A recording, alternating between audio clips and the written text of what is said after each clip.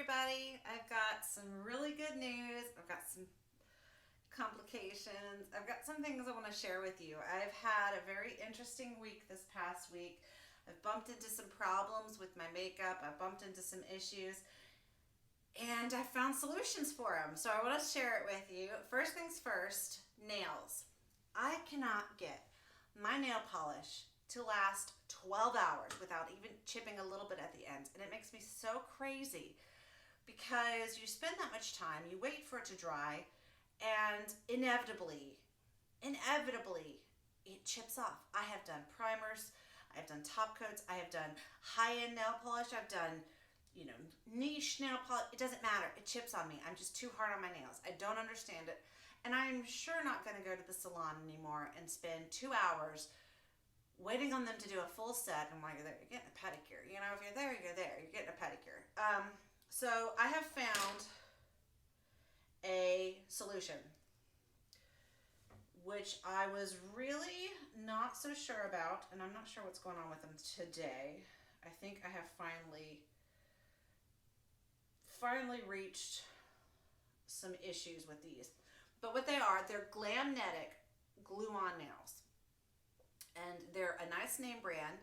They come in a little bitty pack, and it comes with the glue and everything you need. And I put them on, I think, Tuesday or Wednesday, and it's now Sunday night. And it comes in a little pack.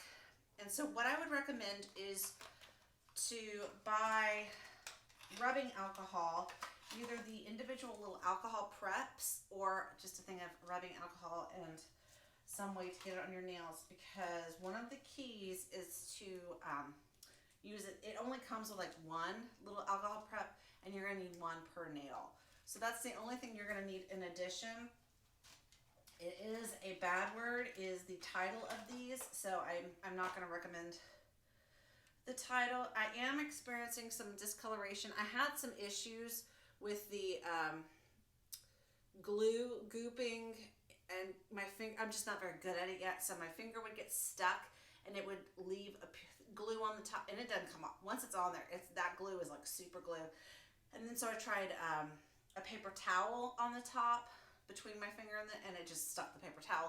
So I ended up having to put a clear coat on top, which worked, but I think is why I'm having some discoloration today. And I have not had any problems with it until today. So these have lasted considerably, and they're still firmly on there. They're not going anywhere.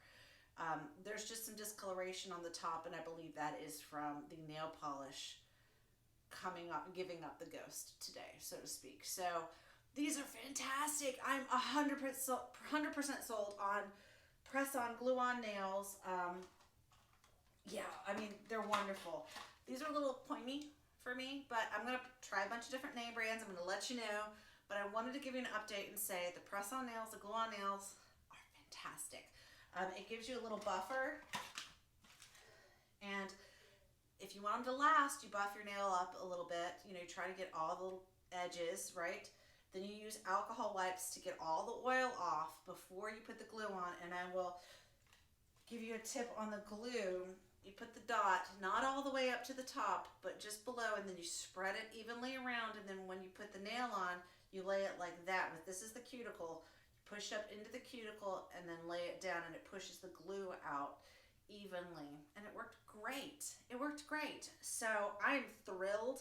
I'm going to see if I can't get some of this discoloration off and maybe put on another clear coat if I need it, because these are they're not showing any growth, but you see a little discoloration there.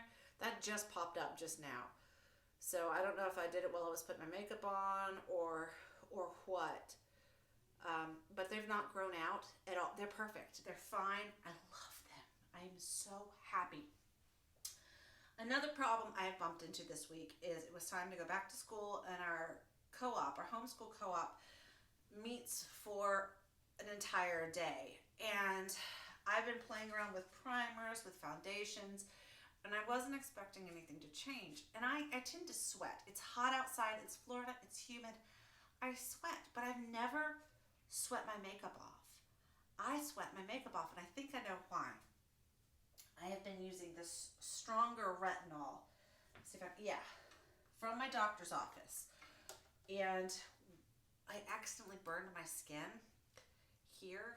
And so when I don't have makeup on, I've got this really bad dry patch. And I guess I have it over here too. And so that, in addition with the glasses on the nose, you can see I've got puffiness because makeup is just not playing well with others because my skin is so dry because I overused the retinol. I was not ready for this percentage yet, I guess. And so I've burned my skin. And so makeup is not playing well. I have moisturized and I've done everything I can do. Now it's just a waiting game. I've got to just let it heal. But what my makeup did is it lifted from the sweat, and it just, when you went to pat it back down, normally that just works. I just pat it back down. It just came off.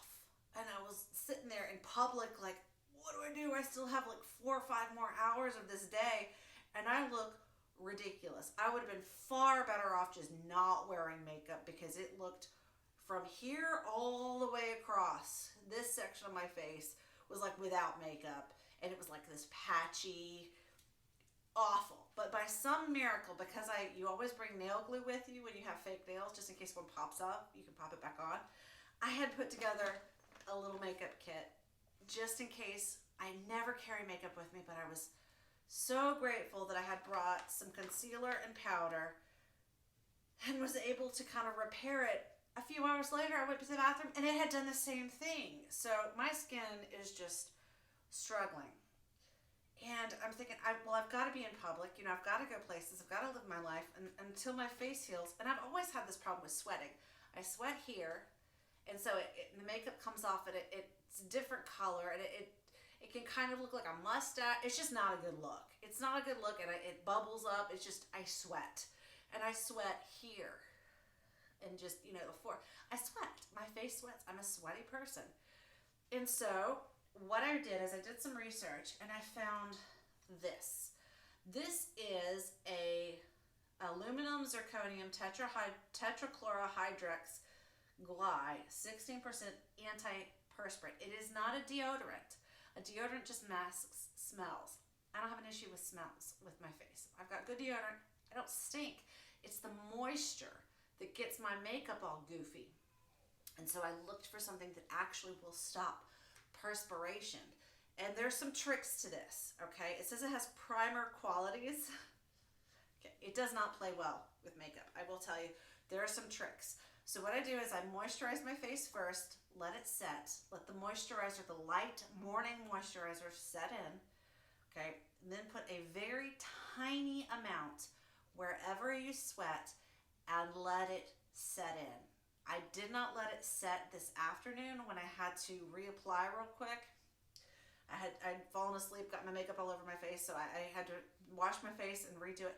I didn't have time to just let it sit and dry, and it pilled. It pilled my primer. So it is it's one you do have to let sit still, do its thing, soak in, and then I used my primer, and it did fine this morning. And it was amazing. My upper lip did not sweat today at church. It was fantastic. I've never had that happen. I always sweat my makeup off under my nose, over my lip. I always sweat it off, and it did not sweat off today. So even this afternoon, even though it kind of peeled off, I didn't sweat. It was amazing. It's a miracle. Why have I not heard about this? Why am I 39 and just now hearing about this? So anyway, it is an actual facial antiperspirant. I'm very sensitive. It didn't burn my skin. I didn't use very much, but I guess this is pretty great. This is kind of fantastic. I'm really excited about this. I didn't use it all over, obviously. Just tiny amount where I needed it. And I'm in love. I kind of think this is fantastic. So I have found what I hope will be a solution until my face kind of heals. I got some goodies, you guys. I got some real goodies. I got an Ipsy box, I think combined with a big order I had placed. So it's a massive box. And I've already placed it. I had to reorganize to get everything where it needs to be, but I'm so excited. I've got products to test. Weeks, months worth of products to test. And this stuff is so gorgeous. I got an Il Makiage lip gloss. You know, the Maracuja Juicy Tarte lip stuff that I've got here. They make it in a highlighter now. I mean, just all sorts of cool stuff. The Anastasia Beverly Hills Pink Dahlia Stick Blush. Look at how pretty that is. I tested on my hand yesterday. It's still there. Like, this is some powerful blush. I didn't use it today because I was a little nervous. Skin products. This cool face Foreo skin thing. Tons of palettes and eyeshadows and just powders and primers. And we are going to have so much fun. And so I'll just tease one of the products. What was one that I was really excited about? Here, let me show you this one. This one was gorgeous. They're all gorgeous, but this is the Violet Voss Berries and Cream Dreams eyeshadow palette. Look at this eyeshadow palette. Tell me this is not ready for the Barbie movie. Yeah, focus. Look at that. Look at how pretty those are. We are going to have so much fun with all these palettes. All this new blush, all this new stuff. We're going to have a great time. So I'm going to test it all for you. One surprise product that I was shocked that I really, it's disgusting because it's got foundation all over it. It's by Real Her, which I'd never heard of. It's the Ultimate Glow Getter Cheek Trio I had bought when I needed blush. It is very dirty. Well, the glass cracked in transit, so I just put a piece of shipping tape over it so it wouldn't get into the product. And I've really enjoyed this. It's a light, you know, I'm really pale. I can't use like super heavy duty products like this without looking really goofy. And it's just so lightweight that I've really enjoyed this. So that was a surprise. Talc-free, cruelty-free, all that good stuff. So that was a surprise. That was exciting, and I've been enjoying that. I have kind of had to stop using my Anastasia Beverly Hills Glow Kit, the Sun Dipped, which I was using. I was loving it. It made me look tan, but it was emphasizing. My husband was like, "What's this?" Like he knows this is a birth defect, and they use the tongs to get you out. The forceps. I've got a scar here, and this muscle never developed. Well, this was emphasizing it. So it had so much glow in it that it was emphasizing this so badly that I kind of had to stop using it. So I'm going to play with that and see if there's a way to use it without emphasizing that. But I thought that was really strange. I love this kit because it really does make you look like tan, like bronzed tan. It's beautiful. They have a lighter color I may try after a while. I've got plenty to try for now, but I wanted to give you the update. I found the facial antiperspirant, which I think is a brilliant discovery. I am so excited about that, and I'm really frustrated that it took me this long to figure out that something like that exists, because I mean, we're human, we sweat in different places, and we've got the deodorant and underarm figured out. So just make sure it's an antiperspirant, not a deodorant, because the deodorant is not going to do anything for the moisture. It's just going to do something for the smell, and your facial sweat is typically heat sweat. The reason your armpits sweat is it's a different kind of sweat. It's a stress sweat, and that sweat is a little bit different in content, and so the bacteria it's actually bacteria farts that make your sweat stink. And so you can use things like an antiperspirant to mask that smell. It's not going to get rid of that smell, though. An antiperspirant is the only thing that's going to get rid of that smell. Now, there are people who are sensitive to that active ingredient, the active ingredient in deodorant. People with a history of breast cancer or high-risk breast cancer don't like to use that for some reason. I haven't looked at the studies to see if they're legit or not. But I will say this is enough of a problem for me that at least during the summer, I'm going to be using this at least very lightly, just where I need it. And for me, it's worth it. You have to talk to your doctor and look at your risks. I will say the Latisse is working great. Let me see if I can get close up. Even though I've got glasses on, my eyes are red, it's the end of the night, and I used new mascara that I don't terribly love. It's working okay, I think, maybe, I don't know. It's the kind of thing that you don't really notice until you notice. So, and I've been using the non-prescription version for so long that they feel good. They look good. I'm happy with them. I'm not needing to wear falsies. Falsies are fun. False lashes are fun, but I don't feel like I need to use them. This little brush, it's a fine liner brush. I use that for my Latisse to put it on, but I have to keep it very, very clean because anything going on your eye, you have to be very careful with. That's why they give you the sterile little brushes, but I don't like those. Those are plastic. They hurt my eye. They irritate my eye. So I don't recommend this because it's altering a prescription product, which alters the sterility. I wouldn't recommend it, but I'm just saying that's what I personally do. I do not recommend it for anyone else. So that's the update. I want to give you guys an update. Lots to look forward to. So much cool stuff. I can't wait to dive into and explore with you and play with. And if you have any recommendations, let me know. But otherwise, this is your Sunday night reminder to wash your brushes, clean your makeup sponge, and I'll catch you later. Bye.